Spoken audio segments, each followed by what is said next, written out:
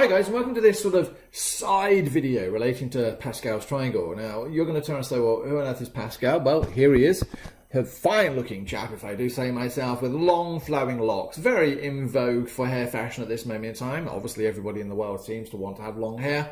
I could just put that down as jealousy because I have no hair, but moving on. So, well, what does he have to do with anything? Well, actually, pretty clever guy. And about 147 years ago, I went to university and learned his programming language. Now, whether he actually designed the language, I don't know. It's highly unlikely because I don't think he would have known what a computer was. But there was a programming language called Pascal, which was awesome. Anyway, we have become accustomed to multiplying up brackets. If I had x plus 3 and a 2 in front of it, we pretty much know that's going to be 2x plus 6. How? Well, you multiply the first by all the stuff inside the brackets. If we make that more complicated and do x plus 2 times x plus 3, what happens? Well, we do FOIL, first, inside, outside, last, and life goes on. It becomes more complicated, though, when you are trying to multiply out things like this, because you have to start breaking it down. You sort of say, well, okay, I'm going to multiply those two together first, and then I'm going to come up with my quadratic, and then I might multiply it by this. And it becomes really, really unwieldy. Today's little sort of side video is going to be showing you how to do this quickly, but only with brackets that are something like x plus 3 to the power of 0, x plus 3, yeah, and I don't mean just x plus 3. Even if I had something like 2x plus 6 to the power of 6, this process works. I can actually do this in my head. Yes, I'm using pencil and paper, but it's just because the numbers are going to get crazy. So, first term I know is x cubed.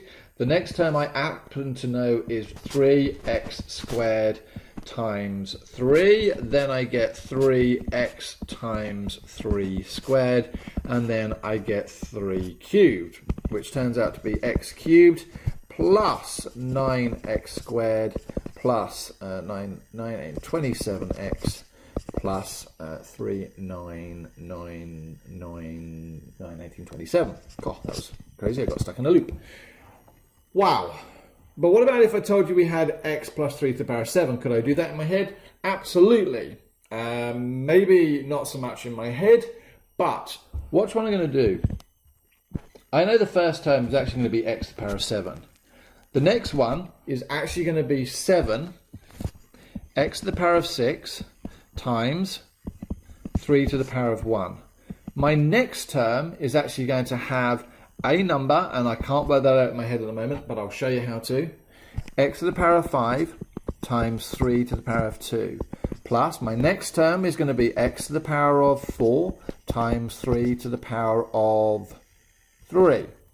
And so it will go on until I get to the end of this pattern. You're going to say, hold on, why? Okay, well basically, Pascal came up with an awesome triangle. So, I'm going to show his triangle, but actually I'm going to show you where it comes from first. And I say it's his triangle, but anyway. So, first thing, let's just deal with x plus 1 to the power of 0. Anything to the power of 0 is 1, so that's the easiest one. What about x plus 1 to the power of 1? Well, x plus 1. X plus 1 squared gives me x squared plus 2x plus 1. What about x plus 1 to the power of 3? Well, it gives me x cubed plus 3x squared plus 3x plus 1. X plus 1 to the power of 4. And again, I could be using my calculator here, but actually I'm not. So x to the power of 4 plus 4x cubed plus 6x squared plus 4x plus 1. And last one, x plus 1 to the power of 5 gives me x to the power of 5 plus 5x to the power of 4 plus 10x to the power of 3 plus 10x to the power of 2 plus 5x to the power of 1 plus 1. And lo and behold, actually, that's the start, or actually Pascal's triangle came from this. How? What I want you to do is look at the coefficients of each of those terms. First one is 1. Now there's a 1 there and a 1 there, so there's 1, 1. Always in front of these is the coefficient of 1 for these examples, and I'll come back later to show you how it happens with more complicated examples. But then we have 1, 2, 1. So we've got 1, 1, 1, 1, 2, 1. Now look at the way I'm writing them, it'll actually give you a bit of a hint. 1, 3, 3, 1. 1, 3, 3, 1. 1, 4, 6, 4, 1. 1, 4, 6, 4, 1. Why do I keep writing numbers in between the ones above? And finally 1, 5, 10, 10, 5, 1. 1, 5, 10, 10, 5, 1. Ladies and gentlemen, this is Pascal's triangle. To get to a number, you simply add the two that it's between. So the next one would be, always starts with a 1. 1 plus 5 gives me 6. 5 plus 10 gives me 15. 10 plus 10 gives me 20. Then 15. Then 6. Then 1. Now the great thing about Pascal's triangle is it's actually symmetrical as well. That all comes in much, much later. But how does this help me? Well, I now know anything to the power of 0 only has this 1. Anything to the power of 1, or any bracket to the power of 1, has the coefficients 1, 1. Any bracket to the power of 2 has the coefficients 1, 2, 1. Any bracket with the power of 3 has the coefficient 1, 3, 3, 1. And so we go on. So 3, 4, 5, 6. So what I now know is if I wanted to get x plus 1 to the power of 6, then using my sixth line, 3, 4, 5, 6, I know my coefficients would be 1. Now this is x to the 6 plus 6, x to the power of 5 plus 15, x to the power of 4 plus 20, x to the power of 3 plus 15, x to the power of 2 plus 6x plus 1. Now you're going to turn around and say, well, that seems really rather simplistic. Yes, it is, because I'm actually using x plus 1. What happens if I actually need to do something more complicated? Well, yeah, this is where life gets interesting. If I had x plus 2, for example, to the power of 3, I know my coefficients will be, what were they? 1, 3, 3, 1. So I'm just going to write them down here, 1, 3, 3, 1. How does that help? Well, first thing I'm going to do is I'm going to write down the coefficients as 1, 3, 3, 1. Why am I writing them in a list? Because life is easier. So having written these down in a simpler way, what I'm now going to do is look at this first term. Because as you've noticed, it seems that this one counts down. So I'm going to say that's x cubed. Why x cubed? Because it's a 3, so that's the highest power. This will be x squared, this will be x, and this will be x to the power of 0. Now why? Well, that's actually x to the power of 1. We don't normally write the 1.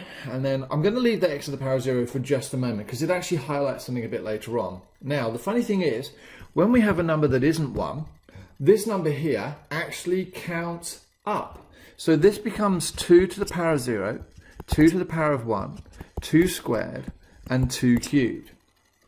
And in front of all of them, I'm going to put a plus. Now, later on, when you have a minus sign, then things are slightly different, but we'll come to that in a second.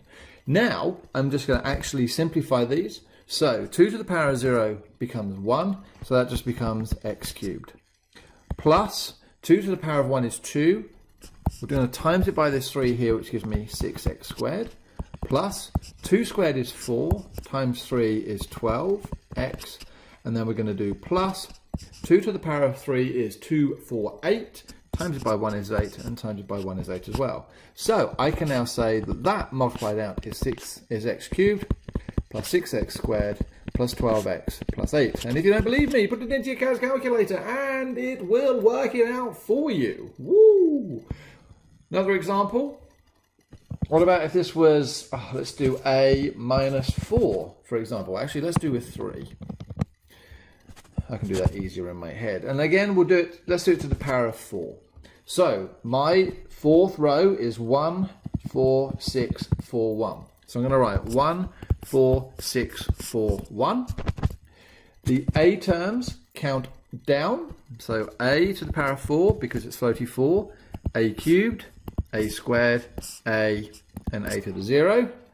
And the 3, hold on a moment, it's minus 3, counts up. So minus 3 to the 0, minus 3 to the 1, minus 3 squared, minus 3 cubed, and minus 3 to the power of 4. Put pluses in front of all of them, but do you see what's actually going to happen? Well, what happened there? I don't know why that moved, ladies and gentlemen. We'll just continue. So, a to the power of 3 is 1. Or, sorry, anything to the power of 0 is 1. So that becomes a to the power of 4. Now, this is now minus 3 to the power of 1, which is minus 3. Now, why this keeps moving? That's random. Minus 3 times plus 4 is minus 12a cubed. Minus 3 squared is 9. 9 times 6 is 54. So plus 54a squared. Minus 3 cubed is going to be minus 27, and then we're going to get minus 27 times 4, 7, 14, 21, 28, 2, 8, minus 108. And then minus 3 to the power of 4 times 1 times 1. So minus 3 to the power of 4 is going to be plus 81. And there we go. Writing this out simpler will give me a to the power of 4 minus 12a cubed plus 54a squared minus 108a and plus 81. And that works every single time through the power of Pascal.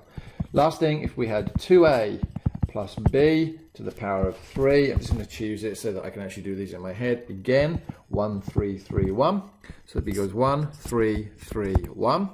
Now, this term here has to be in brackets. It's 2a to the power of not 4, 3, 2a to the power of 2, 2a to the power of 1, and 2a to the power of 0. And this term counts up. So b to the 0, b to the 1, b to the 2, b to the 3. Writing this out, there's all got to be pluses in front of them. That's 1. So 2a all cubed is 8a cubed. Remember, you've got to multiply that 2. 2a squared is 4a, or 2a all squared is 4a squared. So that's going to be 12a squared b plus 2a times 3 is 6ab squared plus b cubed. So writing this out now is 8a cubed plus 12a squared b plus 6ab squared plus b cubed. And lo and behold, ladies and gentlemen, that is how to use Pascal's triangle to multiply things out if you don't have a calculator. Obviously, if you have a calculator, then I would use a calculator. Now, you're probably going to turn around and say, well, what does this have to do with the price of fish? Well, later on, when we get to probability, you will be using this result here in a very, very different way. You will have something that has NCR, P to the power of R, and 1 to the p minus P to the N minus R.